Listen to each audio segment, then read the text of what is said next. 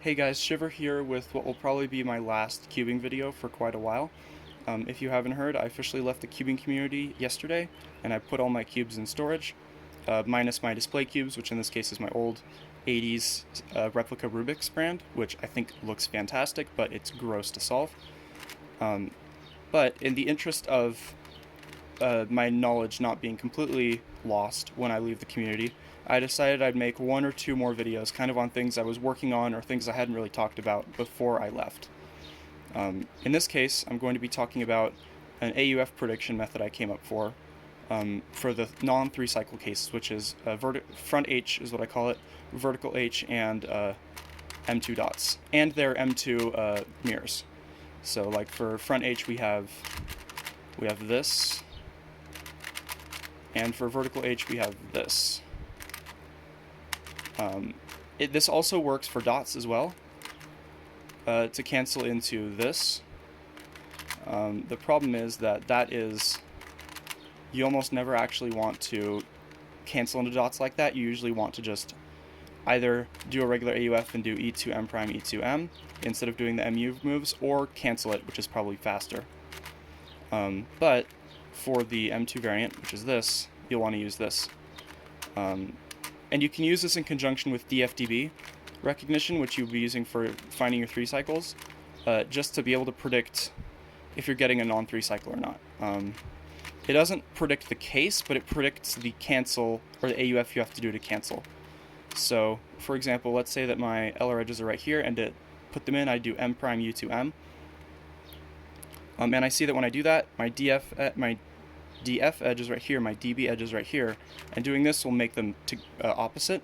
Anytime you have this at the end of 4B, or at the end of LR edges, you're not going to get a 3 cycle. 3 cycles only happen when one is in the top layer in one of these slots, in one of these 2 slots, and the other one is in the M layer anywhere. I call that adjacent. But once you realize that you have a non-3 cycle case, which means that they're opposite, then you can predict this earlier, but it's not mandatory. You can also do it right when the LR edges are put in. And what it is it turns out that if you match the edges that go into UF or UB, like this, to their front or back center, you'll always get a cancellation, or you'll always AUF correctly, basically. So, let's take this for a minute. Let's take front H for a minute, like I showed you.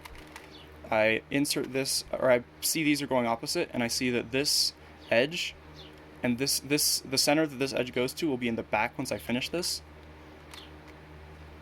It'll be in the back, so I do a U prime to cancel, and then do the rest of it. And it works with vertical H as well. So let's say I have this, I see this orange edge, or this orange center is going to be in the back, and the orange edge is going to match up with it, so I do M2 U prime, and then I have AUF correctly. It also works with what I call M2 dots, which is this case right here. So I put in my LR edges, I see this is going to be in the back. If I do something like this, I can see, okay, this is going to also be in the back. Or if it's like this, I can say, okay, this center is going to actually stay the same, so this is going to be going in the back. But anyway, so what I do is, I say, okay, center is going to be going, this center is going to be staying here, and this edge is going to be going into the back because of that. So I do this. I see, okay, this edge is red. This is the edge I was tracking. Put that in the back, and then I just cancel into the vertical H algorithm. Anyways, so that was my video on AUF prediction and recognition for the 4C cases that are non-3 cycles.